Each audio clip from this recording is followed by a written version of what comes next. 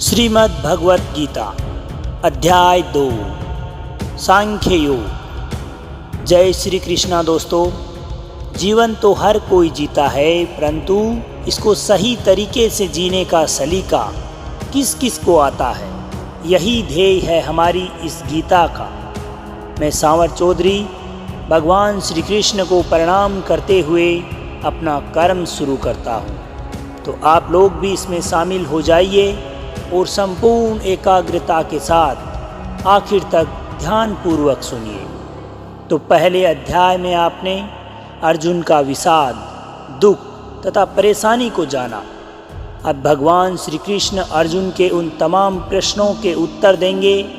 इस अध्याय का नाम है सांख्य योग। इस अध्याय में अर्जुन की कायरता तथा उसके भ्रम को लेकर विश्लेषण किया गया है। यहाँ से शुरुआत होती है उस ज्ञान की जिसके लिए भगवत गीता दुनिया का सबसे महानतम ग्रंथ तथा ज्ञान का भंडार माना जाता है।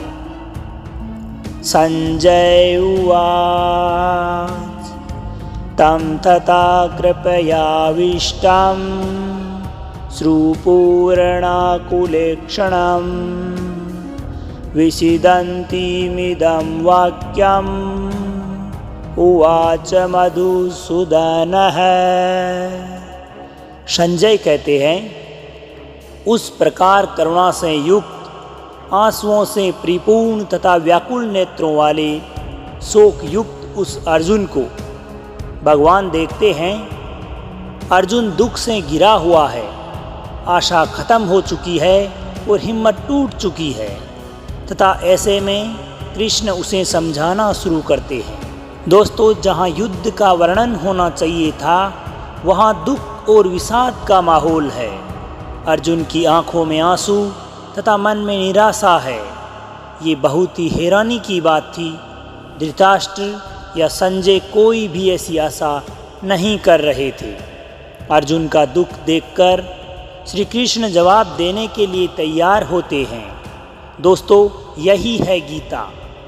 अर्जुन या हम सब की शंका और ईश्वर या कृष्ण का ज्ञान। श्री भगवानुवाच कुतस्त्वाकस्मलमिदं विस्मे सम उपस्थितम् अनार्यजुष्टं सौरज्ञं कीरतिकरणमर्जुन। श्री कृष्ण भगवान कहते हैं कि हे अर्जुन, तुझे इस समय यह इस प्रकार का मोह कैसे प्राप्त हुआ, क्या प्रयोजन से प्राप्त हुआ? क्योंकि यह ना तो श्रेष्ठ मनुष्यों का गुण है, ना स्वर्ग को देने वाला है और ना ही कीर्ति को प्राप्त करने वाला है। युद्ध के समय ऐसी शंका, ये तो असमय है। दोस्तों, इस प्रकार अपने शत्रु के प्रति मोह दिखाने का अर्जुन जैसा वीर योद्धा कैसे साहस कर सकता है? श्री कृष्ण भगवान बोलते हैं कि हे अर्जुन, तुझे इस समय यह इस प्रकार का मोह कैसे प्राप्त हुआ, क्या प्रयोजन से प्राप्त हुआ? क्योंकि ये ना तो श्रेष्ठ मनुष्यों का गुण है, ना ही स्वर्ग को देने वाला है और ना कीर्ति करने वाला। युद्ध के समय ऐसी शंका, ये तो असमय है। दोस्तों, इस प्रकार अपने शत्रु के प्रति मोह दिखाने का अर्जुन जैसा योद्धा कैसे साहस कर सकता है? अपने कर्म से, मोह या किसी अन्य वजह से हम अपना मुंह मोड़कर बैठ जाएं, तो यह कदापि उचित नहीं है और ना ही इसका कोई लाभ होता है। क्लेब्यमस्मगं पारत नेतर्तव्युपद्यते क्षुद्रं हृदय दौर्बल्यं त्यक्तोत्तिष्ठप्रन्तत। श्री कृष्ण समझा रहे हैं कि हे अर्जुन, तू नपुंसकता को मत प्राप्त हो। अगर तू युद्ध के लिए आया है तो युद्ध कर, ऐसे डर मत। तेरे जैसे धनुर्धर के लिए इस प्रकार से डरना कदापि उचित नहीं है। यह तुम्हें शोभा नहीं देता कि इस तरह से मन की कमजोरी दिखाओ।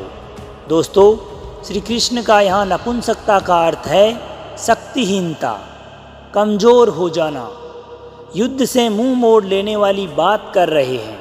अर्थात जो धर्म कहता है उसके अनुसार कर्म तो करना ही चाहिए।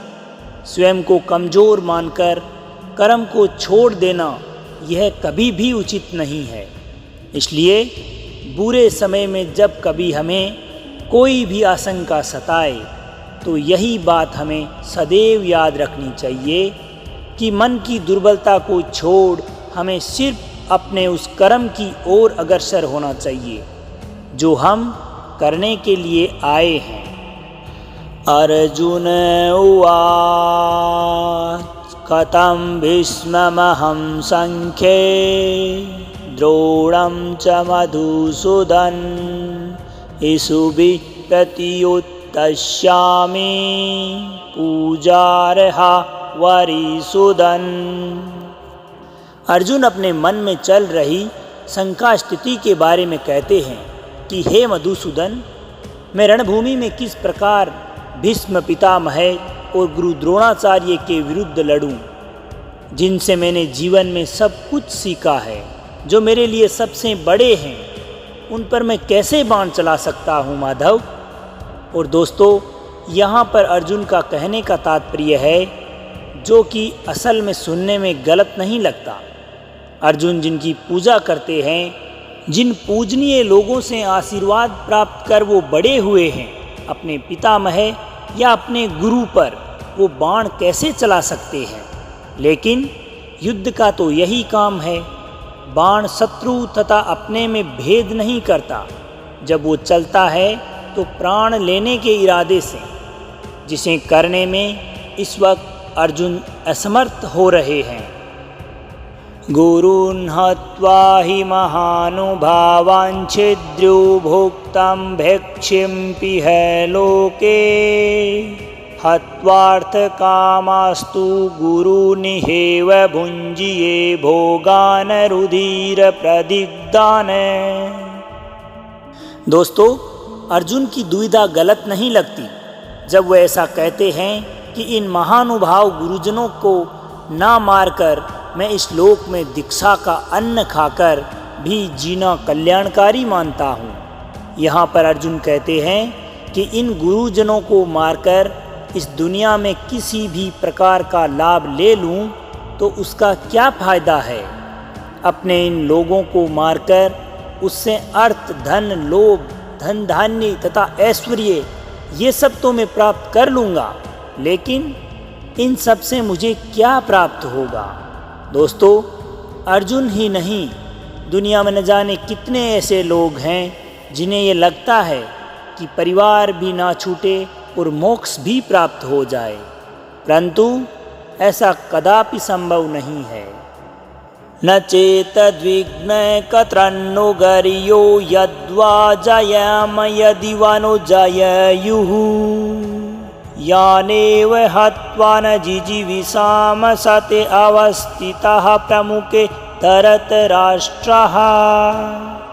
अर्जुन कहते हैं कि हम यह भी नहीं जानते कि हमारे लिए युद्ध करना अथवा नहीं करना, इन दोनों में से कौन सा श्रेष्ठ है, अथवा यह भी नहीं जानते कि उन्हें हम जीतेंगे या वो हमको जीतेंगे। और जिन्हें हम मारना भी नहीं चाहते वही हमारे आत्मीय धृतराष्ट्र के पुत्र हमारे मुकाबले में खड़े हैं। भविष्य में क्या होगा ये तो कोई नहीं जानता। विधि ने क्या विधान लिखा है उसके बारे में किसी को कुछ नहीं पता, लेकिन वर्तमान में हम जो कुछ करना चाहते हैं इसका निर्णय सिर्फ हमारे पास होता है। हमारे कर्म सिर्फ और सिर्फ हमारे ही हाथ में है। तो क्या युद्ध जीतने हेतु अपनों को मारना ठीक है? अपने कर्म को पूरा करने के लिए हमें किस सीमा तक जाना चाहिए और किस सीमा को पार करना चाहिए? कार्पण्य दोषोपहत स्वभावः प्रछामि त्वाम धर्म समुड्डचेतः यच्छद्रेष्यानिश्चितं ब्रूहि तन्मे शिष्येस्ते अहं साधीमा त्वाम प्रपन्नम्। इसलिए कायरता रूप स्वभाव से आहत हुआ, धर्म के विषय में मोहित चित्त हुआ मैं आपसे पूछता हूँ कि जो साधन निश्चित कल्याणकारी हो वह मेरे लिए कहिए, क्योंकि भगवान मैं आपका शिष्य हूँ। दोस्तों, कमज़ोर क्षणों में अक्सर हम डर जाते हैं, जिससे कन्फ्यूजन का भाव हमारे अंदर उत्पन्न होता है। हम असमंजस की स्थिति में पड़ जाते हैं, जिस प्रकार अर्जुन कन्फ्यूज है। कायरता का दोष वह अपने ऊपर ले रहे हैं और तभी तो यह कहते हैं कि श्री कृष्ण मैं आपका शिष्य मात्र हूँ, मैं अपने आप को आपके समक्ष पूर्णता से समर्पण करता हूँ। अब आप बताइए, ऐसे समय में गुरु ही एकमात्र सहारा होता है दोस्तों, और गुरु से कुछ भी छुपाना नहीं चाहिए। खुलकर अपने हृदय के भाव, अपनी शंका, अपने दुख, परेशानी, चिंता सब कुछ सामने रख देना चाहिए। अगर ऐसा करेंगे तभी तो आपको मार्गदर्शन मिलेगा। नहि प्रपश्यामि ममापनुद्यद्युच्छकमुच्छोषणम् इन्द्रियाणाम् अवाप्य भूमावसपत्रमद्यं राज्यं सुराणामपि चाधिपत्यम्। अर्जुन आगे कहते हैं कि जीतने पर उनको जमीन मिल जाएगी, धन धान्य मिलेगा, नाम होगा, परंतु इन सब के मिलने के बाद उनका ये दुख कम नहीं होगा जो उन्हें अभी महसूस हो रहा है। यही बात है दोस्तों, जब अपनों का दुख सताता है तो आप किसी भी तरह का लाभ, आराम, ऐश कुछ नहीं देखते। और उससे भी बड़ी बात यह है कि अगर आप शोक में हैं, दुख में हैं, किसी परेशानी में हैं, तो जब तक उस दुख का निवारण नहीं करेंगे, उसके होने की वजह ढूंढ नहीं लेंगे, उसका उपाय ढूंढ नहीं लेंगे, तब तक दुनिया का कोई भी सुख आपको आराम नहीं दे पाएगा। संजय उवाच एवमुक्तव्या ऋषिकेशं गुडाकेशः प्रन्तप न योच्छे इति गोविन्दमुक्त्वा तूष्णीं बभूवः। संजय धृतराष्ट्र से बोलते हैं कि हे राजन, इस युद्ध को जीतने वाले अर्जुन अंतर्यामी श्री कृष्ण को फिर कहते हैं कि मैं युद्ध नहीं करूँगा। यह स्पष्ट कहकर चुप हो जाते हैं। अर्थात निद्रा हमारी प्राकृतिक आवश्यकता है, इस पर दुनिया में आज तक किसी ने विजय हासिल नहीं की है। अर्जुन को ऐसा महान माना जाता था कि उसने निद्रा पर भी विजय प्राप्त कर ली थी। और वही अर्जुन निद्रा तो नहीं पर अपने कर्मों पर, अपने डर तथा अपने दुख से हारता हुआ नजर आ रहा है। अगर किसी समय न जाने कौन सी दुर्बलता हम पर हावी हो जाए और हम उसे दुर्बलता के चलते हार मान लें, ये कहना बड़ा मुश्किल है। जब अर्जुन के साथ ऐसा हुआ दोस्तों, तो हमारे साथ भी हो सकता है। लेकिन अर्जुन उस दुर्बलता को जीतकर आगे बढ़ा था। तमुवाच ऋषिकेशः प्रसन्नीव भारत सेनयोरुभयोर्मध्ये विषीदं तमीदं वचः। धृतराष्ट्र की उत्सुकता बढ़ रही है। ये तो स्वाभाविक है कि एक पिता होने के नाते धृतराष्ट्र किसको जिताना चाहते थे, तो कहने की आवश्यकता नहीं है। युद्ध में तो भाग नहीं ले रहे थे, परंतु युद्ध के एक एक बात को, एक एक क्षण को वह जानना चाह रहे थे। संजय बताते हैं कि हे भारतवंशी धृतराष्ट्र, दोनों सेनाओं के मध्य शोक करते हैं अर्जुन, और उनके सामने है अंतर्यामी श्री कृष्ण, जो हंसते हुए अर्जुन को यह वचन बोल रहे हैं। एक तरफ डरा हुआ शोकग्रस्त ये बालक अर्जुन है, और दूसरी तरफ त्रिकालदर्शी भगवान श्री कृष्ण। श्री कृष्ण को इसलिए छलिया भी कहा जाता था। रोते हुए के सामने इस तरह कौन हंसता है। और श्री कृष्ण हंसते थे क्योंकि उन्हें वह पता था जो किसी को नहीं पता था। श्री भगवानुवाच अशोच्यानन्येव शोचस्त्वं प्रज्ञावादांश्च भाससे गतासुननगत्यात्मनो तसुसश्च नानुशोचन्ति पंडिताः। श्री कृष्ण का गीता ज्ञान अब यहाँ से आरंभ हो रहा है। दोस्तों, भगवान बोले कि हे अर्जुन, तुम ऐसे मनुष्यों के लिए शोक करता है जो कि शोक करने योग्य ही नहीं है, और पंडितों की भांति मुझसे बातें करता है, परंतु जिनके प्राण चले गए हैं उनके लिए और जिनके प्राण नहीं गए हैं उनके लिए भी शोक नहीं किया करते। कृष्ण का ज्ञान अंतिम सत्य है। वह अर्जुन से कहते हैं कि तुम पंडितों की तरह बातें भी कर रहे हो, ज्ञानियों की भांति बातें भी कर रहे हो। जो पंडित अथवा ज्ञानी होते हैं वह किसी के जीवित रहने अथवा जीवित नहीं रहने पर कोई किसी प्रकार का शोक अथवा दुख प्रकट नहीं किया करते। इस दुनिया में किसी भी बात का शोक या दुख प्रकट नहीं करना चाहिए। न त्वेवाहं जातु न सं न त्वं नेमे जनाधिपः न चैव न भविष्यामः सर्वे मये मतपरम्। हे अर्जुन, ना तो ऐसा है कि मैं किसी काल में नहीं था, तू नहीं था अथवा ये राजा लोग नहीं थे, और ना ही ऐसा है कि आगे आने वाले समय में नहीं रहेंगे। ऐसा कोई समय नहीं था जिस समय अर्जुन नहीं था, कृष्ण नहीं था, बाकी के राजा लोग नहीं थे। हम आते हैं और जाते हैं, यह समय का खेल चलता रहता है।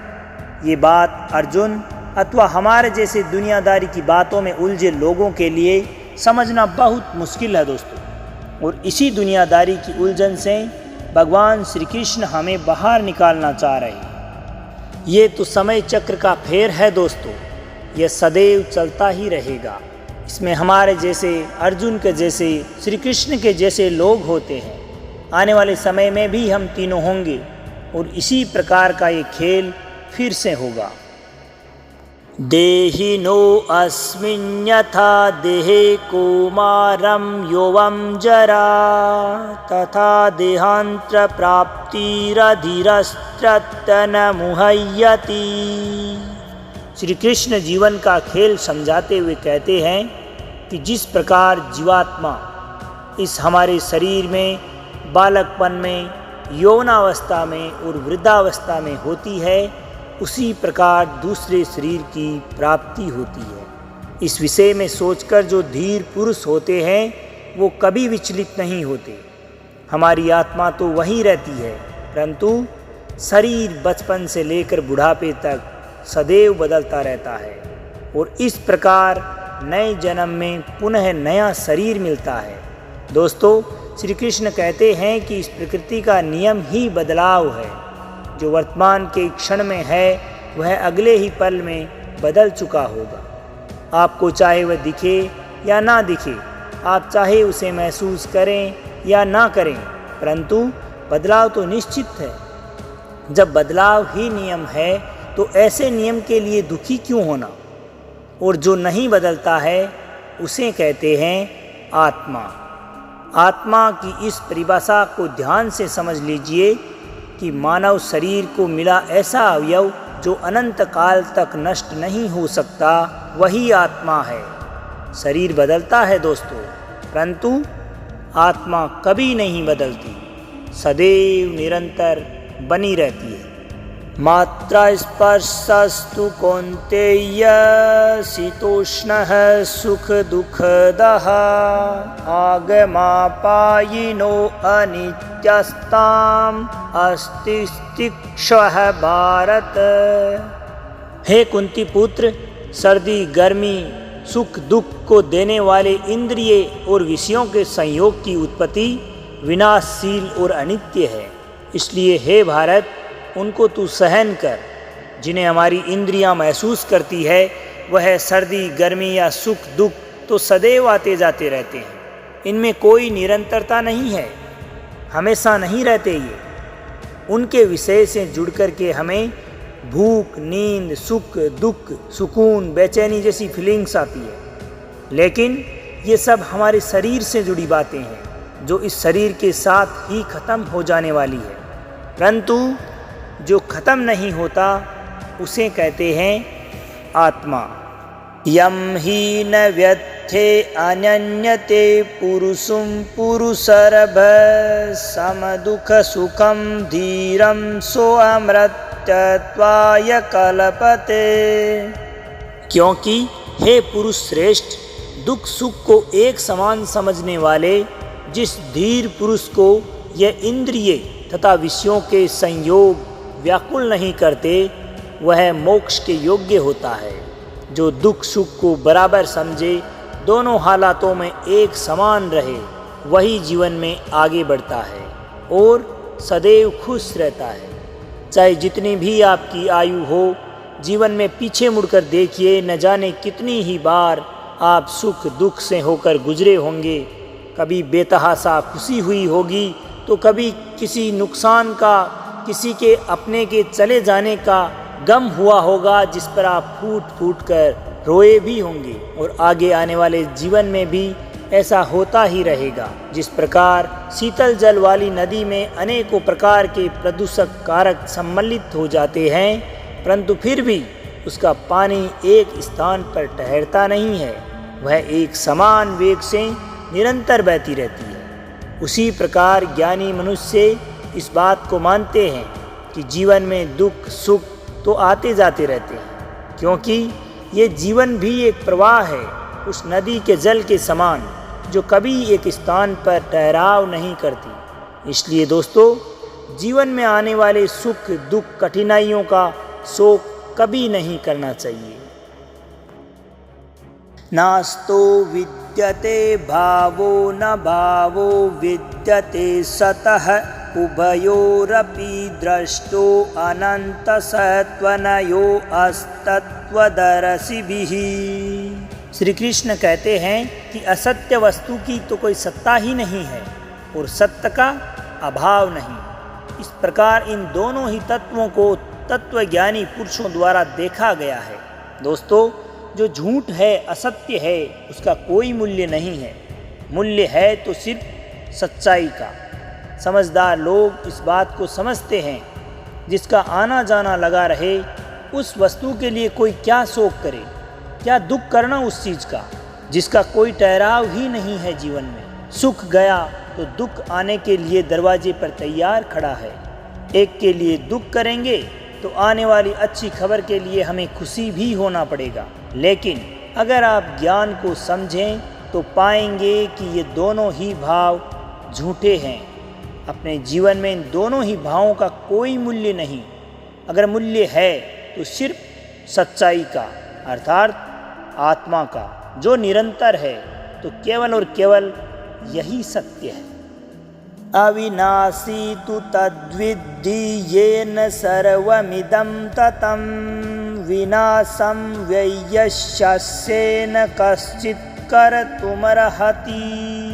नाश रहित तो तू उसको जान जिससे ये संपूर्ण जगत दृश्य वर्ग व्याप्त है। इस अविनाशी का विनाश करने में कोई भी समर्थ नहीं है। मतलब स्थायी तो वही है जिसमें ये संपूर्ण संसार, पूरी दुनिया समाई हुई है, जो सबसे बड़ा सत्य है। बाकी सब तो आता जाता रहता है। सिर्फ यह सच्चाई ही हमेशा के लिए निरंतर रहने वाली है। इस बात को समझने में कठिनाई आ सकती है दोस्तों। ऐसा भी लग सकता है कि समझ में नहीं आ रहा, लेकिन इसे समझे बगैर कोई हल भी तो नहीं है। हमारी आत्मा ही दुनिया की सबसे बड़ी सच्चाई है।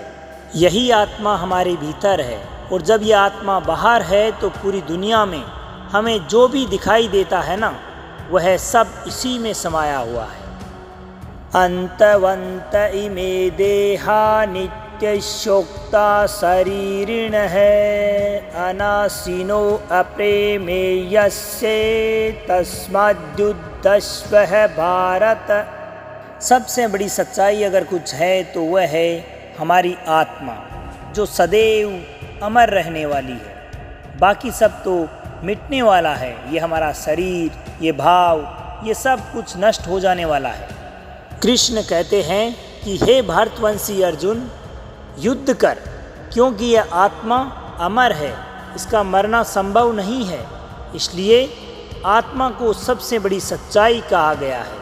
महापुरुष इसी एकमात्र सच्चाई को समझने में अपना पूरा ध्यान और जीवन इसी में लगा देते हैं। कृष्ण का कहना है कि आत्मा अमर है और यह शरीर नाशवान, और यही सच्चाई है, तो शोक किस बात का करना। य एनं वेत्ति हन्तारं यश्चैनं मन्यते हतम् उभौ तौ न विजानीतो नायं हन्ति न हन्यते।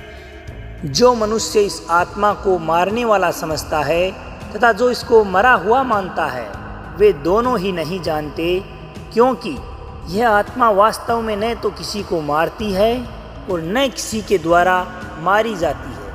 अर्थात आत्मा सिर्फ होती है, उसका होना ही सत्य है, बाकी कुछ नहीं। यह तो अज्ञान ही है जो हमें यह सोचने पर मजबूर करता है कि हमने किसी को मार दिया या हम किसी को मार देंगे। अपने अहंकार में यह समझते हैं कि हम न जाने क्या क्या कर सकते हैं या बहुत कुछ कर चुके हैं। यह केवल अपनी नादानी और अज्ञानता मात्र है। न जायते म्रियते व कदाचिन्नायं भूत्वा भविता व न भूयः अजो नित्ये शाश्वतोऽयं पुराणो न हन्यते हन्यमाने शरीरे। श्री कृष्ण आगे समझाते हैं कि यह आत्मा किसी काल में न तो जन्मती है और न ही मरती है तथा न ही उत्पन्न होकर फिर से होने वाली है, क्योंकि यह अजन्मा, नित्य, सनातन और पुरातन है। शरीर के मारे जाने पर भी ये नहीं मरती है। आत्मा प्रत्येक काल में निरंतर बनी रहती है, बाकी सब कुछ आता है और चला जाता है। आत्मा कल, आज और कल हमेशा रहेगी। गीता की सबसे गंभीर बात का ये मोल है दोस्तों, कि जब कुछ नहीं था तब आत्मा थी, और जब कुछ नहीं होगा तब भी सिर्फ आत्मा ही होगी। आत्मा को छोड़कर सब कुछ बदलेगा, आएगा और चला जाएगा।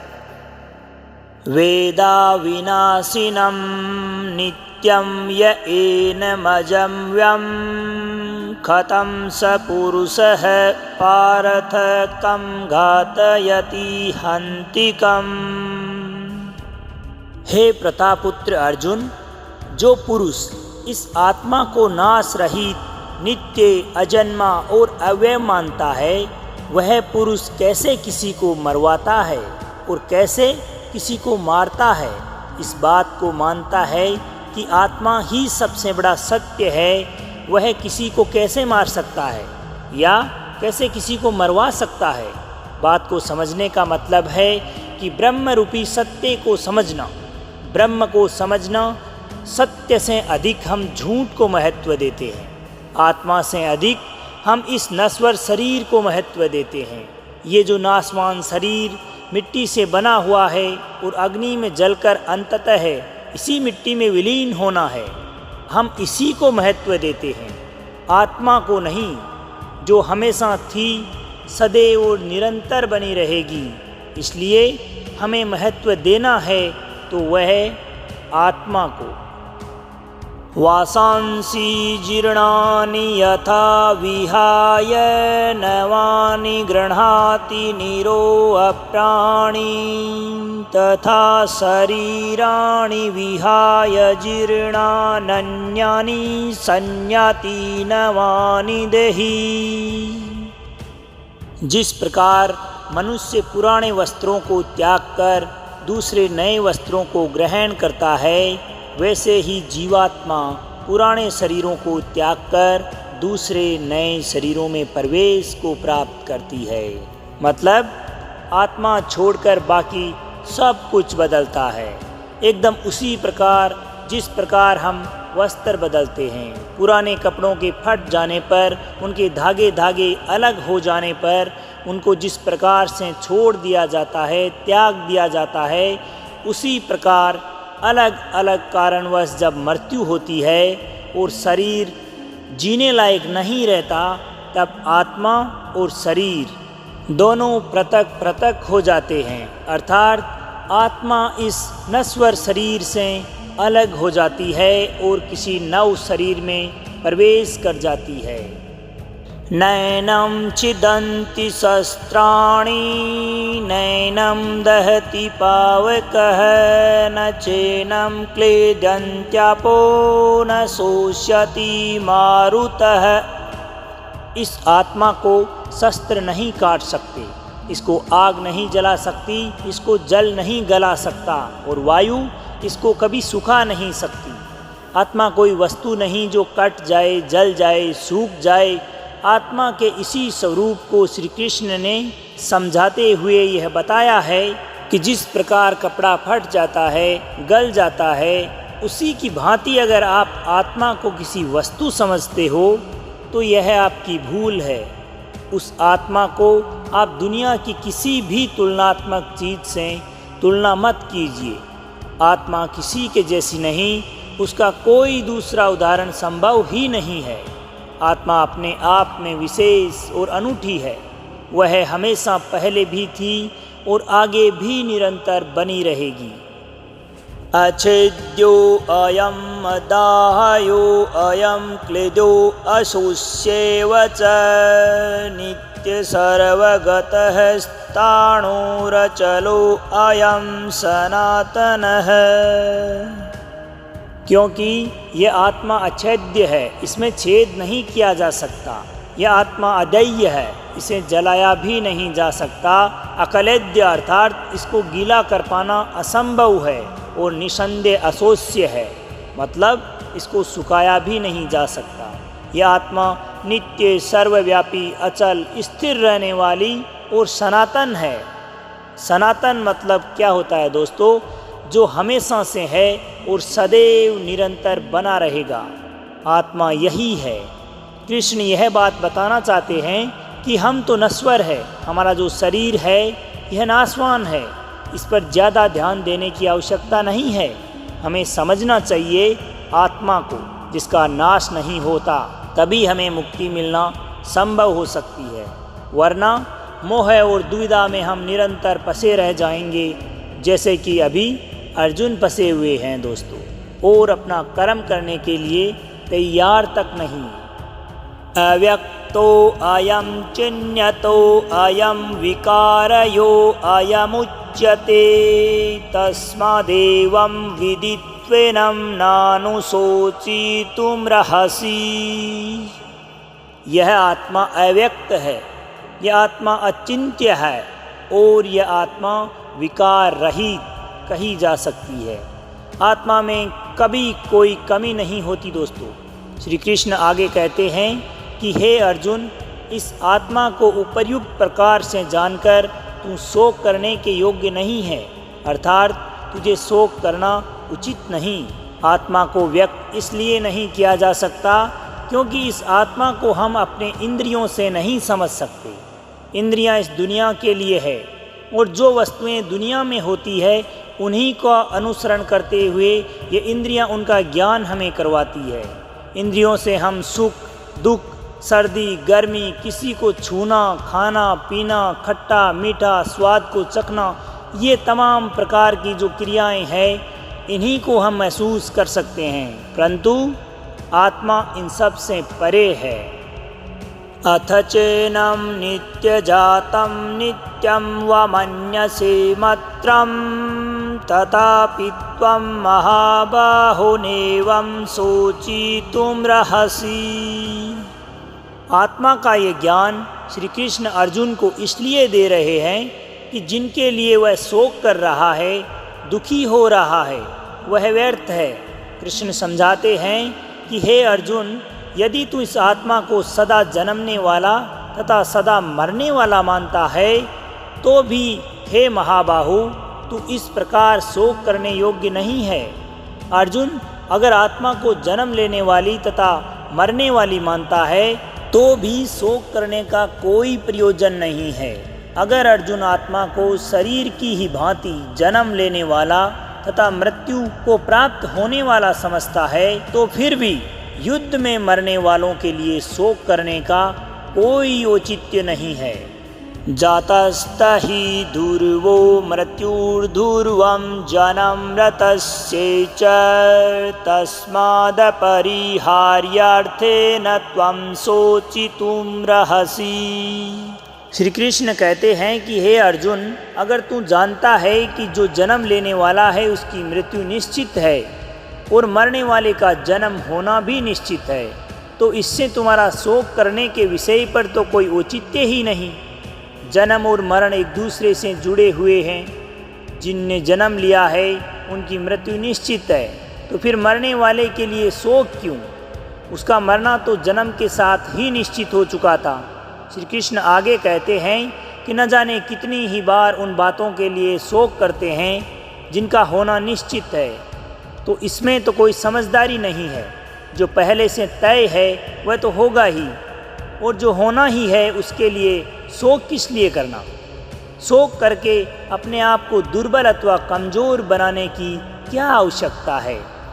अव्यक्तादीनि भूतानि व्यक्तं ध्यानि भारत, अव्यक्तनिधनान्येव तत्र का परिवेदना। हे अर्जुन, संपूर्ण प्राणी जगत जन्म से पहले अप्रकट था, जिनका कोई अस्तित्व नहीं था, और मरने के बाद भी अप्रकट हो जाना है, अर्थात उनका अस्तित्व इस जगत से मिट जाना है। सिर्फ और सिर्फ इस बीच के काल में ही प्रकट होता है, तो शोक किस बात का करना? हमारा होना या किसी का भी होना उसके जन्म और मृत्यु के बीच का एक चरण मात्र है, तो फिर शोक किसके लिए करना? अचानक से जन्म होता है, जब कोई नहीं था तो एक नया खिलखिलाता हुआ जीवन आता है, खुशियाँ लिए हुए, लेकिन उसके आने के साथ ही किसी के जाने का भी समय हो जाता है। तो ये तो हो ही नहीं सकता कि हम अच्छे के लिए खुशियाँ मनाएं और बुरे के लिए शोक करें। जीवन के सत्य को हमें मानना ही पड़ेगा। आश्चर्यवत् पश्यति कश्चिदेनम् आश्चर्यवदति तथैव चान्यः आश्चर्यवच्चैनमन्यः शृणोति श्रुत्वाप्येनं वेद न चैव कश्चित्।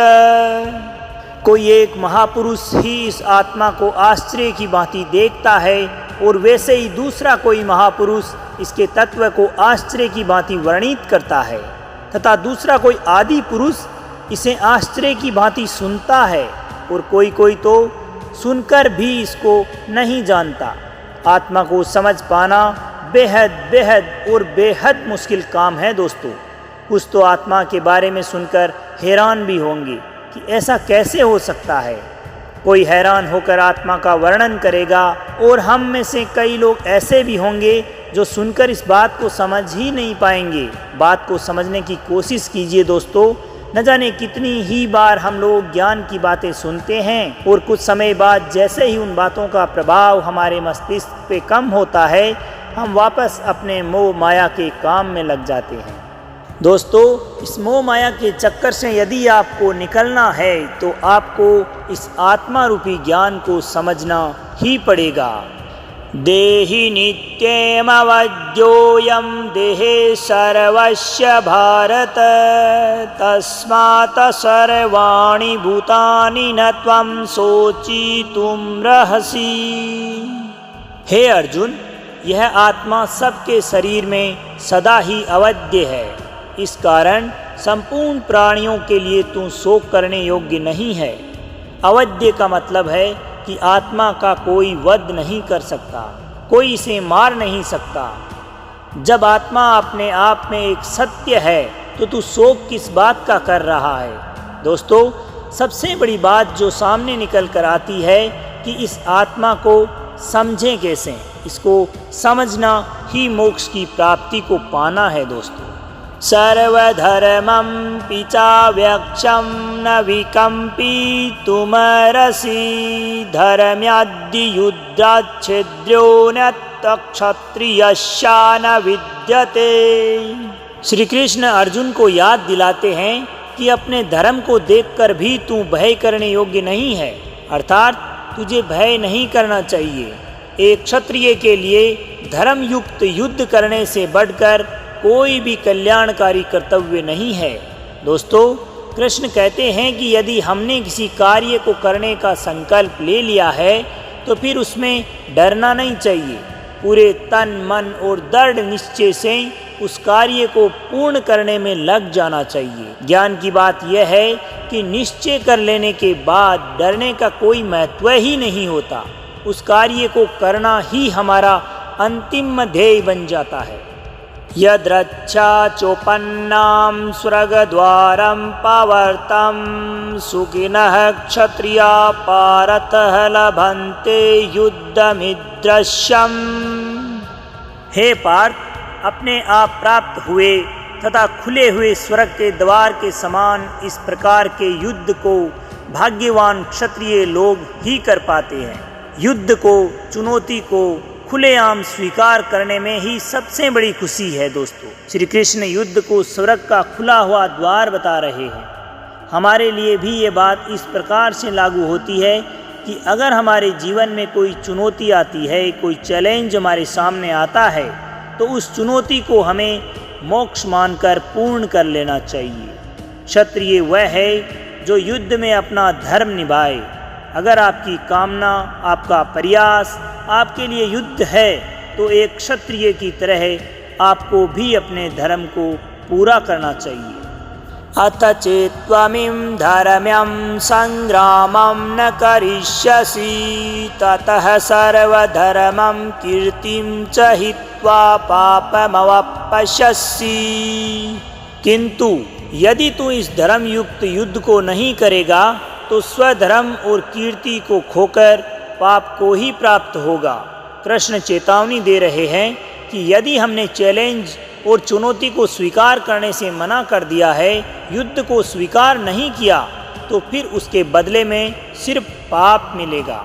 हमारा स्वभाव हमें युद्ध करने की क्षमता तथा शक्ति प्रदान करता है, और अगर हमारा स्वभाव हमें युद्ध करने से दूर ले जाता है, इसका मतलब है हम धर्म से दूर जा रहे हैं, और धर्म से दूर जाने का मतलब हम पाप के भागीदार हो रहे हैं।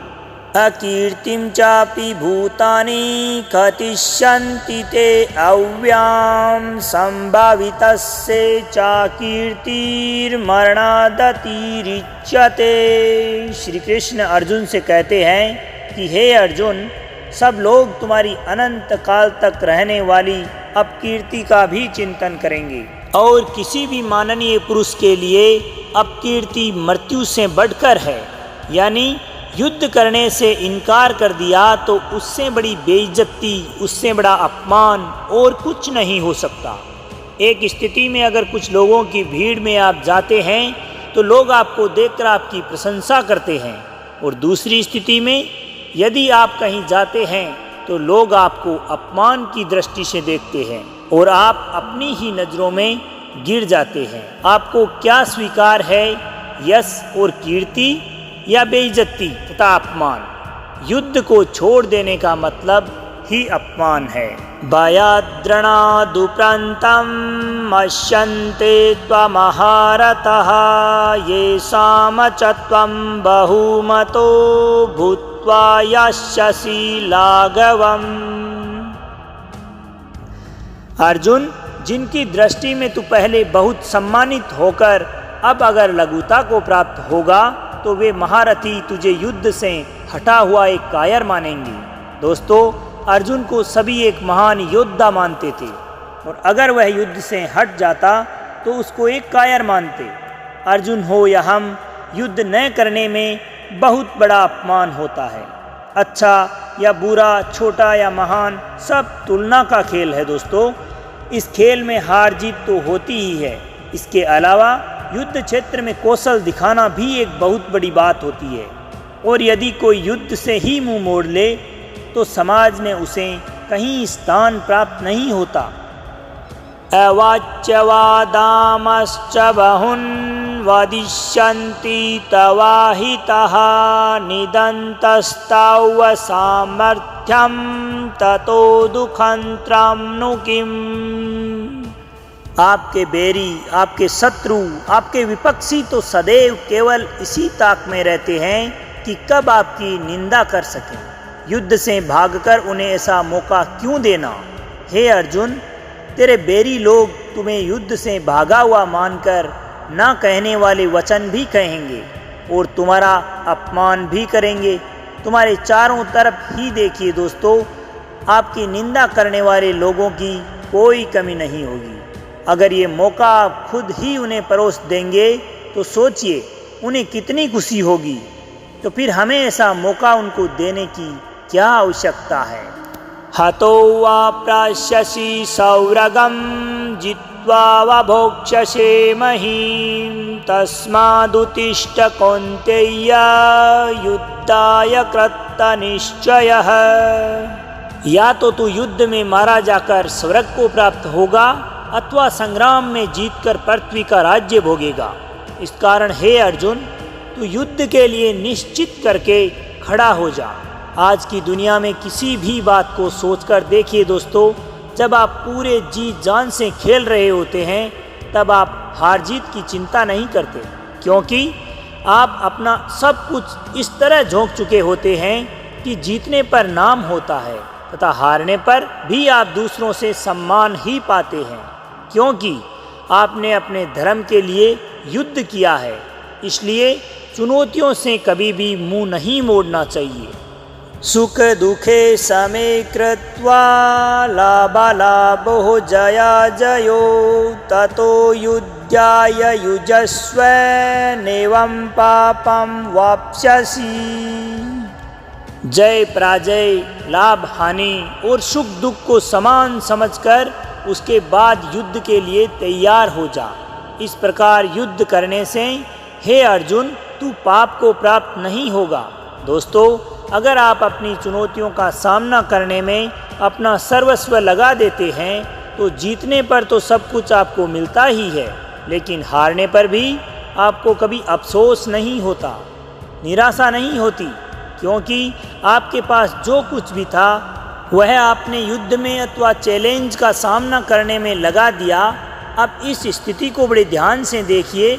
युद्ध में सब कुछ लगा देने पर हार जीत में अंतर कम हो जाता है। यही बात श्री कृष्ण भगवान कह रहे हैं कि सदैव सुख तथा दुख को एक समान समझें तथा अपने कर्म में लगे रहें। अच्छा बुरा सबको एक समान मानकर सिर्फ और सिर्फ अपनी चुनौती को पूरा करने में लग जाइए। ऐसात्य अभिहिता सांख्ये बुद्धिरयोगे त्विमां शृणु बुद्ध्या युक्तो यया पार्थ करम बंधं प्रहास्यसि। हे पार्थ, ये बुद्धि तेरे लिए ज्ञान योग के विषय में कही गई है और अब तू इसको कर्म योग के विषय में सुन। दोस्तों, अब कृष्ण कर्म योग के बारे में बता रहे हैं। जिस बुद्धि से युक्त हुआ तू कर्मों के बंधन को भली भांति त्याग देगा, अर्थात सर्वथा नष्ट कर डालेगा। ज्ञान सोचने तथा समझने की बात है, लेकिन कर्म सच्चाई है, प्रैक्टिकल है। ये दोनों ही तरीके हैं आपको अपनी मंजिल या अपने लक्ष्य को प्राप्त करने के। यनेहाभिक्रम नाशो अस्ति प्रत्यवातो न विद्यते स्वल्पं पश्य धर्मस्य त्रायते महतो भयात्। इस कर्म योग में आरंभ का अर्थात बीज का नाश नहीं है, इसके विपरीत फलस्वरूप दोष भी नहीं है, बल्कि इस कर्म योग रूप धर्म का थोड़ा सा भी साधन जन्म मृत्यु रूप महान भय से रक्षा करवा लेता है। हर किसी मनुष्य के लिए योग का साधना का मार्ग संभव नहीं है। हमारे जैसे अधिकतर लोगों को कर्म योग अपनाना चाहिए। कर्म योग को भली भांति समझकर हम उस पर चलें तो कभी भी निराशा नहीं होगी। दोस्तों, इस कर्म योग को थोड़ा सा भी अगर समझ लें तो जन्म और मृत्यु के डर से हमेशा के लिए छुटकारा पा सकते हैं। व्यवसायात्मिका बुद्धिर्केः कुरु नंदन बहुसका हन्यन्ताश्च बुद्ध्यो अव्यवसायिनां। हे अर्जुन, इस कर्म योग में निश्चयात्मिकता बुद्धि एक ही होती है, किंतु अस्थिर विचार वाले विवेकहीन सकाम मनुष्यों की बुद्धियाँ निश्चय ही बहुत भेदों वाली और अनंत होती है। अर्थात जो कोई निर्णय लेना हो तो बुद्धि एक ही होती है, लेकिन जहाँ सोच की, फैसले की तथा निर्णय की कमी हो वहाँ कई प्रकार की बुद्धियाँ काम करती है। समय रहते फैसला लेना हो तो बुद्धि सदैव एक रखनी चाहिए। यहाँ अनिर्णय की स्थिति के बारे में कहा गया है दोस्तों। जब कभी आप फैसला नहीं ले पाते, कोई डिसीजन नहीं ले पाते, तो न जाने कितनी ही दिशाओं में आपका ध्यान, आपकी बुद्धि जाती है। लेकिन अगर आप निर्णय कर लें, सोच लें, तो फिर उसके बाद उस कार्य को पूरा करने का ही एकमात्र प्रण होता है। और अगर ऐसा नहीं है तो ऐसा होना चाहिए। यामिमां पुष्पितां वाचं प्रवदन्ते विपश्चितः वेदवाद्रता पारथ नान्यदस्तीति वादिनः। हे अर्जुन, जो लोग भोगों में तन्मय हो रहे हैं, जो कर्म फल के प्रशंसक वेदवाक्यों में ही प्रीति रखते हैं, जिनकी बुद्धि में स्वर्ग ही परम प्राप्य वस्तु है और जो स्वर्ग से बढ़कर दूसरी कोई वस्तु ही नहीं समझता, यानी ऐसे लोग जो किसी कार्य को करने से पहले उससे होने वाले फायदे के बारे में ही सोचते हैं, तो वह काम नहीं स्वार्थ होता है। उस कार्य को कर्म नहीं कह सकते। जो लोग ऐसा करते हैं, श्री कृष्ण उन्हें कर्म योग का प्रशंसक बता रहे हैं। तो आप अकर्मी होने से बचिए और निस्वार्थ भाव से अपने कर्म में लगे रहिए। कामात्मानः स्वर्गपरा जनम करम फलप्रदां क्रिया विश्लेष बहुलां भोगेश्वरे गतिं प्रति। ऐसे लोगों को श्री कृष्ण ढोंगी बताते हैं। वो कहते हैं कि हे अर्जुन, ऐसा कहने वाले वे अविवेकी जन इस प्रकार की जिस पुष्पित वाणी अर्थात दिखाऊ शोभायुक्त वाणी को कहा करते हैं, जो वाणी जन्म रूप कर्म फल देने वाले एवं भोग तथा ऐश्वर्य की प्राप्ति के लिए नाना प्रकार की बहुत सी क्रियाओं का वर्णन करने वाली है। श्री कृष्ण के कहने का मतलब है कि वे तमाम लोग जो किसी कार्य को करने से पहले उसे प्राप्त होने वाले भोग, ऐश्वर्य, सुख, समृद्धि तथा तमाम प्रकार के फायदों के बारे में सोचकर अपनी वाणी का उपयोग करते हैं, बाहरी दुनिया में दिखावे के लिए कुछ बोलते हैं और अंदर कुछ करते हैं। इस प्रकार के ढोंगी मनुष्यों से सदैव बचना चाहिए। भोगेश्वरे प्रस्थानां तयापहत चेतसां व्यवसायात्मिका बुद्धि समादहो न विधीयते। जो लोग कर्म की बातें सिर्फ भोग और ऐश्वर्य के लिए करते हैं, जिनका ध्येय केवल भोग और ऐश्वर्य में ही है, उन पुरुषों की परमात्मा में निश्चयात्मक बुद्धि नहीं होती। यानी ऐसे लोगों का ध्येय केवल स्वार्थ होता है, अपना फायदा होता है। भगवान के नाम में सच्ची लगन नहीं होती। ऐसे लोगों की संगत से सदैव बचना चाहिए। इनकी पहचान होती है इनके नकारात्मक रवैये से। इनकी बातों से आपको साफ पता चलेगा कि इनको काम में कोई दिलचस्पी नहीं है, केवल और केवल उस काम से मिलने वाले फल में दिलचस्पी है। उस फल को भोगने मात्र में ही इनको रुचि होती है। त्रैगुण्ये विषा वेदा निस्त्रैगुण्यो भवार्जुन निर्द्वन्द्वो नित्यसत्त्वस्थो निर्योगक्षेम आत्मवान।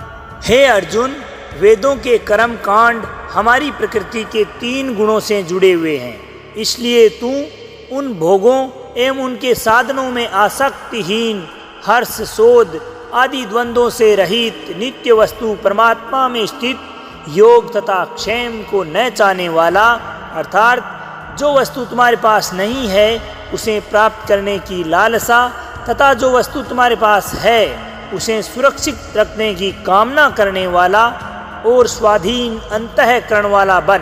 यहाँ पर कृष्ण अत्यंत कठिन लेकिन सबसे बड़ी बात कह रहे हैं। वह कहते हैं कि वेद भी मात्र 3 गुणों से ही समित है, उससे आगे वह भी नहीं जानते, और उससे आगे अगर कुछ है तो वह है कर्म योग।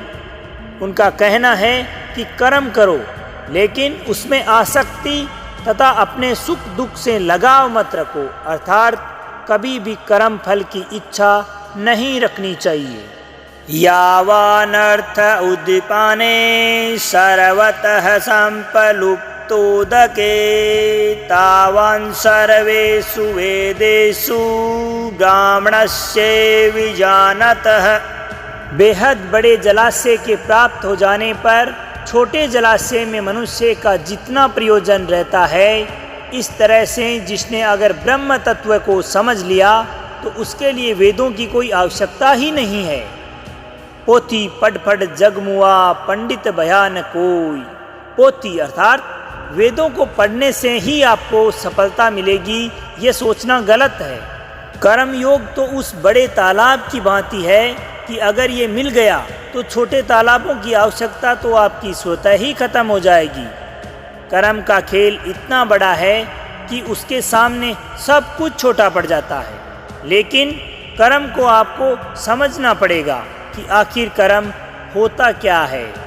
कर्मण्येवाधिकारस्ते मा फलेषु कदाचन मा कर्म फलेतुर्भुर्मा ते संगोस्तौ कर्मणि। तेरा कर्म करने में ही अधिकार है, उससे प्राप्त होने वाले फल में कभी नहीं। इसलिए तू कर्म के फल की इच्छा से काम मत कर, और कभी ऐसा भी ना हो कि तू कर्म करना ही बंद कर दे। कर्म अवश्य करना है, परंतु फल के लिए नहीं। गीता के सबसे लोकप्रिय श्लोक में से इस श्लोक की गिनती होती है कि कर्म करना है, परंतु उसके फल के लिए नहीं, बल्कि अपने धर्म अथवा कर्तव्य के लिए करना है।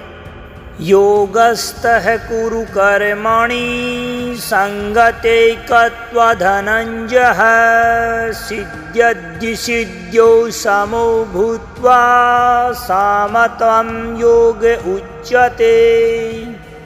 श्री कृष्ण कर्म को समझा रहे हैं। हे धनंजय, तू आसक्ति को त्याग कर सिद्धि और असिद्धि में समान बुद्धि वाला होकर योग में स्थित हुए कर्तव्य कर्मों को कर। कर्म के फल की इच्छा मत कर, और ऐसा नहीं करना कि कर्म करने में भी इच्छा ना हो। यही निष्काम कर्म की कुंजी, कर्म का सार है। कर्म को करने पर क्या फल मिलेगा, यह सोचे बिना तू अपने धर्म और कर्तव्य हेतु अपने कार्य को पूरा कर। दूरेण हैव्रम करम बुद्धि योगा धनंजय बुद्धौ शरणम अनिच्छकर्पणा फल हेतवः। कर्म के फल की इच्छा को त्याग कर जो निष्काम कर्मयोगी होता है, वह पाप पुण्य से दूर हो जाता है। जो फल की इच्छा से कर्म करता है, उन्हें सदैव असफल होने से डर लगा रहता है, और इसीलिए वह अपने कर्म को अच्छे से नहीं कर पाते, और अगर फिर उनको फल की प्राप्ति हो भी जाती है तो वह उसी में उलझा रहता है। इसलिए हमें बुद्धि योग के शरण में आना चाहिए। लगन सिर्फ काम में और भगवान में रखनी चाहिए, तभी हमारी बुद्धि एक निश्चित दिशा में काम कर पाती है। बुद्धि युक्तो जहाति है उभे सुकृत दुष्कृते तस्माद्योगाय युजस्व योगः कर्मसु कौशलम। बुद्धि योग की शरण में आने से बिना फल की इच्छा के कर्म करने वाला इसी दुनिया में पाप से मुक्त हो जाता है। हे अर्जुन, तू समत्व योग कर्म में लग जा।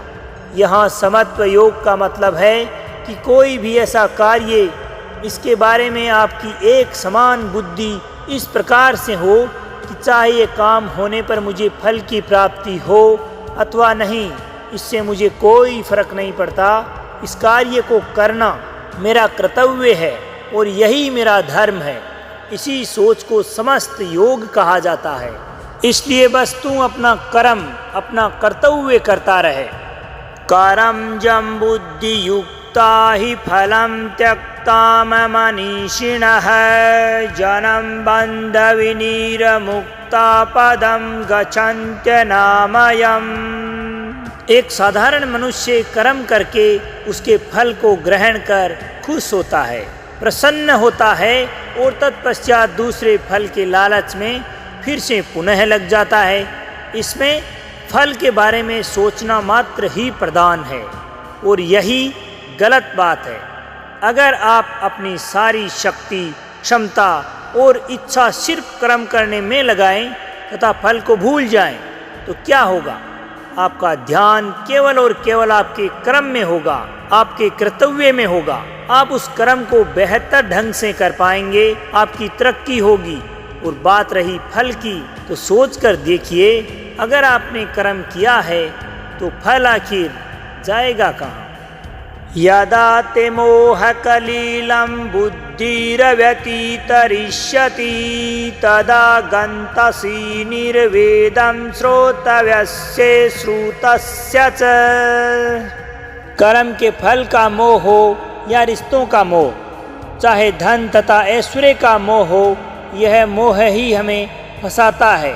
जब हमारी बुद्धि मोह के दलदल में फंस जाती है, तब स्वतः ही परमात्मा के पास जाने की राहें खत्म हो जाती है। रिश्ते, धन, ऐश्वर्य बुरे नहीं हैं, उनसे मोह रखना बुरा है। क्योंकि जब आपका लगाव इन वस्तुओं से हो जाता है तो आपकी सोचने की शक्ति कम हो जाती है, बुद्धि ठीक से काम नहीं करती, गलत निर्णय लिए जाते हैं। इसलिए इस मोह को बुरा बताया गया है। धृतराष्ट्र पुत्रों के मोह के कारण ही संपूर्ण महाभारत हुआ, या यूं कहे युधिष्ठिर के द्यूत अथवा जुए के मोह में उसका संपूर्ण राजपाट चला गया था। दोस्तों, यह उस समय की ही बात नहीं है। आप चाहे तो इस प्रकार के उदाहरण आपके आसपास में ही देख सकते हैं। श्रुति विप्रतिपन्नते यदस्तस्यति निश्चला समाधाचल बुद्धिस्ता योगम वाप्स्यसि।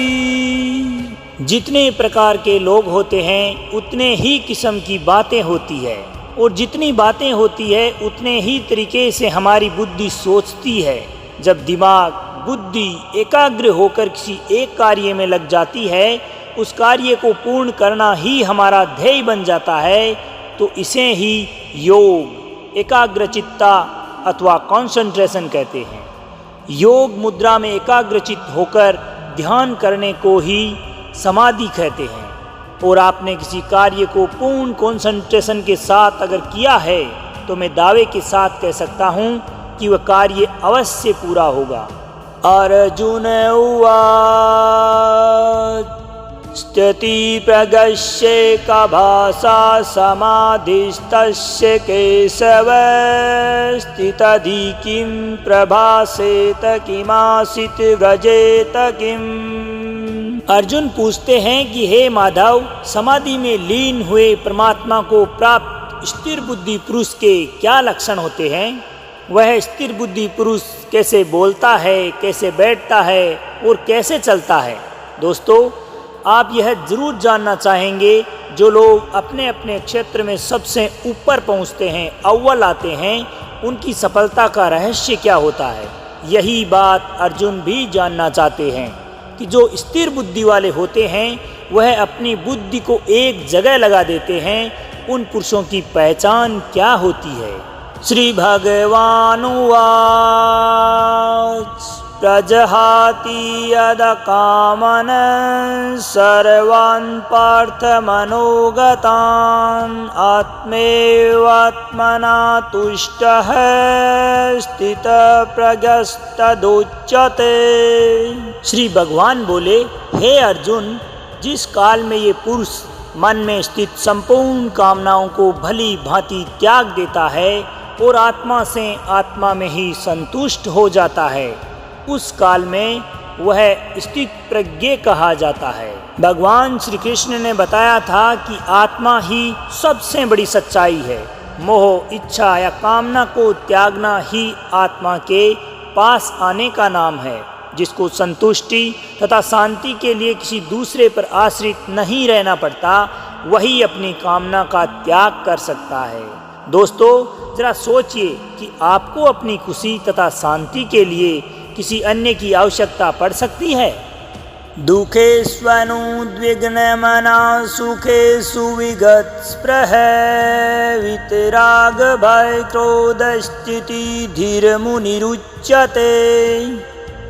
किसी मनुष्य के जीवन में कितना ही बुरा घटित हो जाए, उसके मन में दुख ना हो तथा अच्छा घटित हो तो उसका मन शांत रहे, उसी से पागल ना हो। गुस्सा, डर तथा प्रेम सब कुछ एक ही भाव से और एक ही समान महसूस करता हो, उस मनुष्य की बुद्धि को स्थिर माना जाता है और वही मुनि अथवा योगी कहलाता है। अच्छी खबर पर खुश हो जाना और बुरी पर उदास, ये तो स्वाभाविक है।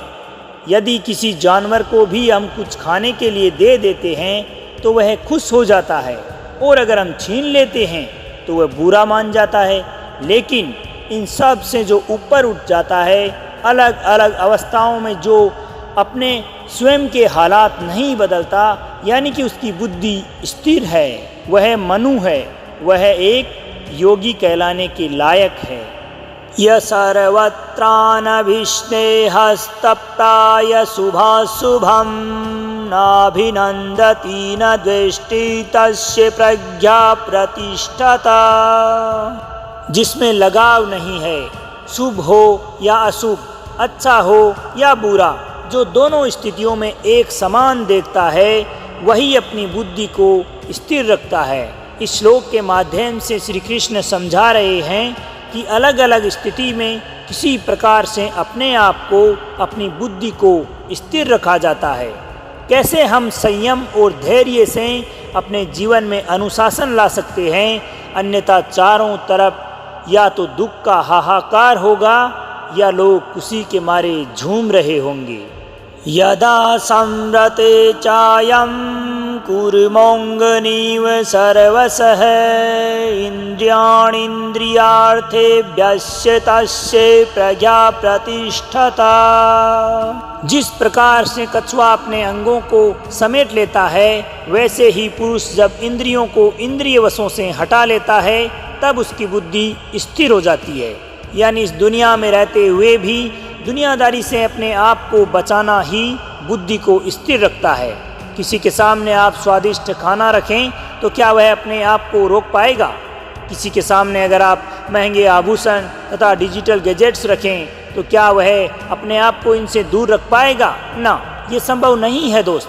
इन सब को जो संभव कर दे, उसी की बुद्धि को स्थिर माना जाता है। आप अपने आप पर ही करके देखिए, दुनिया की वस्तुएं अगर आपको लुभा नहीं पाती है तो आप अपनी बुद्धि को नियंत्रण में ले आओगे। विषया विनिवृतन्ते निराहारस्य देहिनः रसव्रजं रसोपश्ये परं दृष्ट्वा निवर्तते। संभव है कि हम दुनिया के विषयों में रुचि लेना बंद कर दें, इससे हम दुनिया से दूर तो हो जाएंगे, लेकिन दुनिया के प्रति उनकी आसक्ति नहीं जाती।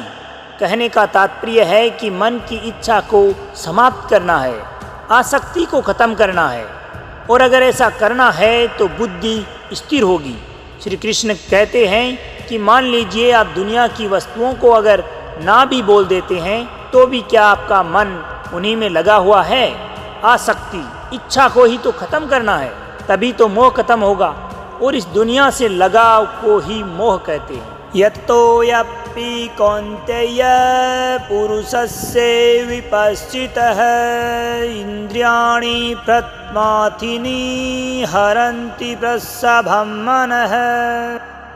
हे अर्जुन, आसक्ति का नाश ना होने के कारण यह परिवर्तन स्वभाव वाली इंद्रियां प्रयास करते हुए बुद्धिमान पुरुष के मन को भी हर लेती है। कृष्ण समझा रहे हैं कि जहाँ पर भी आप अपनी इच्छा या आसक्ति खत्म नहीं करते, वहाँ इंद्रियां आपको अपने वश में कर लेती है। सोचिए, कितनी ही बार ऐसा होता है जब सुख अथवा दुख आपके हाथ में नहीं होते, परंतु आप सुख दुख के वश में हो जाते हैं। कभी हंसी नहीं रुकती तो कभी रोना नहीं, कभी भूख नहीं रुकती तो कभी नींद, और कभी काम वासना भी नहीं रुकती दोस्तों। तानि सर्वाणि संयम युक्त आसीत मत्प्रह वसे हि यस्येन्द्रियाणि तस्य प्रज्ञा प्रतिष्ठिता। जब इंद्रियों को वश में करके उस परमात्मा का ध्यान लगाकर कोई बैठता है, अपने कर्तव्य में ध्यान लगाता है, तो उसी की बुद्धि स्थिर हो जाती है, वो परमात्मा या अपने लक्ष्य के समीप हो जाता है। तो अगली बार आप जब कुछ ऐसा करेंगे तो ध्यान देना कि वह काम आपकी इंद्रियां आपसे करवा रही है या आपका कर्म उसे करवा रहा है। आप खुद ही समझ जाएंगे कि श्री कृष्ण क्या कहना चाहते हैं। इंद्रियों के वश में न होकर उन्हें अपने वश में करना सीखें, आप अपनी बुद्धि को स्थिर कर पाएंगे। ध्यायतो विषयान् पुंसः संगतेषु उपजायते संगात् संजायते कामे कामात् क्रोधो विजायते। विषयों के बारे में अर्थात इच्छाओं के बारे में सोचते रहने से उसमें आसक्ति हो जाती है और आसक्ति से उन विषयों पर कामना उत्पन्न होती है और जब कामना पूरी नहीं होती तो क्रोध उत्पन्न होता है। जिस तरह ज़्यादा खाने से भूख बढ़ती है, ज़्यादा सोने से नींद बढ़ती है, इसी तरह अगर आप प्रत्येक क्षण अपनी इच्छाओं के बारे में ही सोचते रहते हैं तो आपकी इच्छाएं स्वतः ही बढ़ती है और आप बस उसी में फंसकर रह जाते हैं। इसे ही आसक्ति कहते हैं और आसक्ति के बढ़ने को कामना कहते हैं। कामना से गुस्सा उत्पन्न होता है और तत्पश्चात आप अपनी बुद्धि को खो बैठते हैं। क्रोधात् भवति सम्मोहः सम्मोहात् स्मृति विभ्रमः स्मृति भ्रंशाद् बुद्धिनाशो बुद्धिनाशात् प्रणश्यति। अर्थात सोचने की शक्ति क्षीण हो जाती है। क्रोध से अत्यंत मूढ़ भाव उत्पन्न हो जाता है। मूढ़ भाव से स्मृति में भ्रम हो जाता है, हम कुछ याद भी नहीं रख सकते। स्मृति भ्रमित हो जाने से बुद्धि अर्थात ज्ञान शक्ति का नाश हो जाता है। जब कुछ याद नहीं रख पाएंगे तो ज्ञान किसी काम में नहीं आएगा, बुद्धि बेकार हो जाएगी और बुद्धि का नाश हो जाने से यह पुरुष अपनी स्थिति से गिर जाते हैं। राग द्वेष वियुक्तेस्तु विषयान् इंद्रियश्चरन् आत्मौषर्विधेयात्मा प्रसादम् अधिगच्छति। जो मनुष्य अपनी इच्छाओं को, अपनी आसक्तियों को अपने नियंत्रण में रखता है, दोस्ती, शत्रुता, गुस्से या प्यार के बिना अपनी इंद्रियों को भटकने नहीं देता, अंतःकरण की प्रशंसा को प्राप्त होते हैं। लोगों को बाहरी नहीं, हार्दिक और अंदरूनी प्रशंसा होती है। आनंद, खुशी, शांति कहीं बाहर नहीं होते दोस्तों, हम इन्हें सदैव बाहरी जीवन में ढूंढते रहते हैं। लेकिन ऐसा कहा गया है कि मोको कहाँ ढूंढे रे बंदे, मैं तो तेरे पास। यानी ये सब जो शांति, प्रेम, प्यार, सद्भावना, ये तमाम प्रकार के अच्छे गुण अपने अंतःकरण में ही समाहित होते हैं। प्रसादे सर्व दुखानां हानिरस्योपजायते प्रसन्न चेतसो हायसु बुद्धि परवतिष्ठते। अंतःकरण की प्रसन्नता होने पर, अंदर से प्रसन्नता होने पर दुख खत्म हो जाते हैं और ऐसे प्रसन्न चित्त कर्मयोगी की बुद्धि शीघ्र ही चारों तरफ से हटकर केवल और केवल एक परमात्मा में स्थिर हो जाती है। दोस्तों, आप केवल अपने लक्ष्य के बारे में सोचिए। आप प्रयास कीजिए कि संपूर्ण संसार में अपने लक्ष्य को ही सर्वश्रेष्ठ कैसे बनाया जा सकता है और उसको पूर्ण करने में लग जाइए। लक्ष्य के बारे में सोचिए मत, बस पूर्ण तन्मयता के साथ उस कार्य को करने में लगे रहिए और फिर देखिए किस प्रकार से आपको आत्मीय शांति प्राप्त होती है। नास्ति बुद्धिर्युक्तस्य न चायुक्तस्य भावना न चाभाव्यतः शांतिर्शान्तस्य कुतः सुखम्। जो पुरुष अपने मन अथवा अपनी इंद्रियों को नहीं जीत पाते, उनमें निश्चयात्मिकता बुद्धि नहीं होती। ऐसे लोग कभी सटीक निर्णय नहीं ले पाते, क्योंकि ऐसे मनुष्य के अंतःकरण में भावना ही नहीं होती। भावना रहित मनुष्य को जीवन में शांति नहीं मिलती, और शांति रहित मनुष्य को खुशी कैसे मिल सकती है? क्योंकि बीमार आदमी के लिए क्या अच्छा खाना और क्या बुरा खाना, उसे कुछ अच्छा नहीं लगता। जो मनुष्य के अंदर होता है वह बाहर आता ही है। जब आपके अंदर शांति ही नहीं होगी तो आप आनंद कभी नहीं ले पाओगे। इंद्रियाणाम हि चरतां यन्मो अनुविद्यते तदस्य हरति प्रज्ञां वायुरनावमिव वशी। जिस प्रकार जल में चलने वाली नाव को वायु हर लेती है, जैसे हवा पानी में चलती हुई नाव की दिशा बदल देती है, वैसे ही विषयों में भी चलती हुई इंद्रियों में से अपना मन जिस इंद्रिय के वश में रहता है, वह एकमात्र इंद्रिय इस आयुक्त हुए पुरुष के मन को हर लेती है। अगर वह क्रोध में है तो और कुछ भी नहीं सोच पाएगा, और अगर प्रेम में है तो उसे प्रेम के अलावा कोई दूसरी किसी चीज़ की सुध भी नहीं रहेगी। जिस भी इंद्रिय के वश में होगा उसे उसके अलावा कुछ भी समझ में नहीं आएगा। इन इंद्रियों के नियंत्रण से मुक्त होकर इन इंद्रियों को आप अपने नियंत्रण में रखिए। दोस्तों, देखिए आपके लिए क्या असंभव है, सब कुछ संभव हो जाएगा। तस्मादस्य महाबाहो निगृहीतानि सर्वशः इंद्रियाणीन्द्रियार्थेभ्यस्तस्य प्रज्ञा प्रतिष्ठिता। इसलिए हे महाबाहो, जिस पुरुष की इंद्रियों के विषय में सब प्रकार निग्रह की हुई है, उसी की बुद्धि स्थिर है। इस प्रकार जिस पुरुष ने अपनी इंद्रियां तथा इंद्रियों से होने वाली इच्छाओं को अपने नियंत्रण में कर लिया, अपने कंट्रोल में कर लिया, जिसका अपने इंद्रियों पर कंट्रोल है, उसी की बुद्धि स्थिर है। और अपनी बुद्धि हमारे ध्यान को ऐसी ऐसी जगह पर ले जाती है जहाँ पर हम उलझकर अपना असली मकसद भूल जाते हैं। बुद्धि सहारा लेती है हमारी इंद्रियों का। इसलिए अगर बुद्धि पर विजय प्राप्त करनी है दोस्तों, तो सर्वप्रथम अपनी इंद्रियों को वश में करना ही होगा। या निशा सर्वभूतानां तस्याम जागृति संयमी यस्याम जागृति भूतानि सा निशा पश्यतो मुनेः।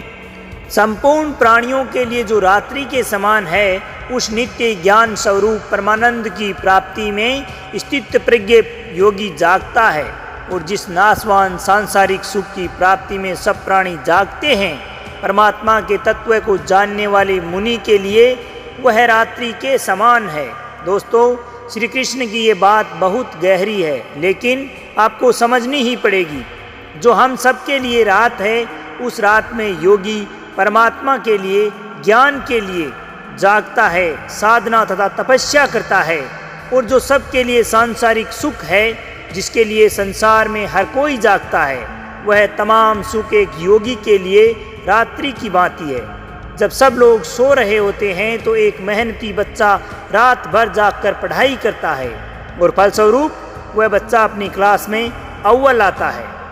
अपूर्यमाणं चल प्रतिष्ठं समुद्रमापः प्रविशन्ति यदत् तदत् कामायं प्रविशन्ति सर्वेश शान्तिमाप्नोति न कामकामी। जिस प्रकार से नाना प्रकार की नदियों के जल सब ओर से परिपूर्ण अचल प्रतिष्ठा वाले समुद्र में उसको विचलित न करते हुए समा जाते हैं, वैसे ही सब भोग उस स्थिति प्रज्ञान पुरुष में किसी भी प्रकार का विकार उत्पन्न किए बिना समा जाते हैं। वही पुरुष परम शांति को प्राप्त होता है, भोगों को चाहने वाला नहीं।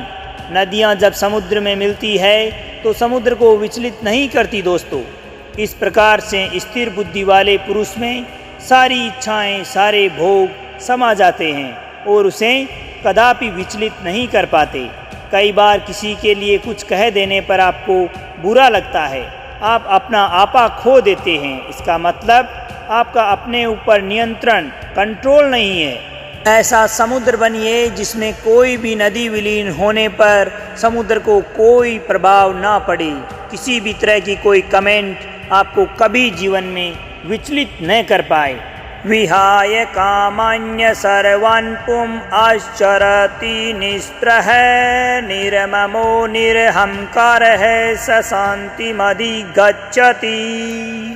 जो पुरुष संपूर्ण कामनाओं को त्याग कर ममता रहित, अहंकार रहित और स्पृह रहित होकर विचरता है, वही शांति को प्राप्त होता है, अर्थात उसी को शांति प्राप्त होती है। कामना का तथा इच्छा का त्याग करना है, उसे मोह नहीं रखना है और ना ही घमंड करना है। इस संसार में रहते हुए भी संसार से अलग रहना है। ऐसे ही इंसान को जीवन में शांति प्राप्त होती है। कामयाब वही लोग होते हैं जो बिना परेशान हुए अपनी धुन में आनंद के साथ अपने काम में लगा रहता है। सफलता सदैव उसी के पांव चूमती है। ऐसा ब्राह्मी स्थिति पारथ नैनां प्राप्य विहुम्यति स्थित्वा श्यामंत काल्यापि ब्रह्म निर्वाणमच्छति। हे अर्जुन, यह ब्रह्मा को प्राप्त हुए पुरुष की स्थिति है। इसको प्राप्त होने पर योगी कभी मोहित नहीं होता और अंतकाल में भी इस ब्रह्म स्थिति में स्थित होकर ब्रह्मानंद को प्राप्त हो जाता है। दोस्तों, श्री कृष्ण अर्जुन को बता रहे हैं कि जो पुरुष यह सब करने में सफल होता है, उसी को ब्रह्म की प्राप्ति होती है। ब्रह्म का अर्थ है सबसे बड़ा सत्य, जिससे आगे कुछ भी नहीं होता। कृष्ण कहते हैं कि यह जो सारे लक्षण है, यह उन लोगों की है जो अपनी बुद्धि को स्थिर रखकर अपने लक्ष्य को प्राप्त करते हैं। स्वाभाविक है कि यदि इन वचनों को हम भी अपने जीवन में उतार लें तो हम भी अपने लक्ष्य से कभी दूर नहीं रहेंगे। दोस्तों, ये था गीता का दूसरा अध्याय, सांख्य योग। इस अध्याय में श्री कृष्ण ने कर्म के बारे में समझाया, अपने कर्म के प्रति हमारे उत्साह को बढ़ाया और यह समझाया कि केवल और केवल अपने काम को पूर्ण करने में ही ध्यान रखना चाहिए और किसी बात में नहीं। तो अब आज्ञा दीजिए अपने मित्र सांवर चौधरी को अगले अध्याय में फिर से मुलाकात करते हैं। जब तक के लिए प्रेम से बोलिए श्री राधे राधे।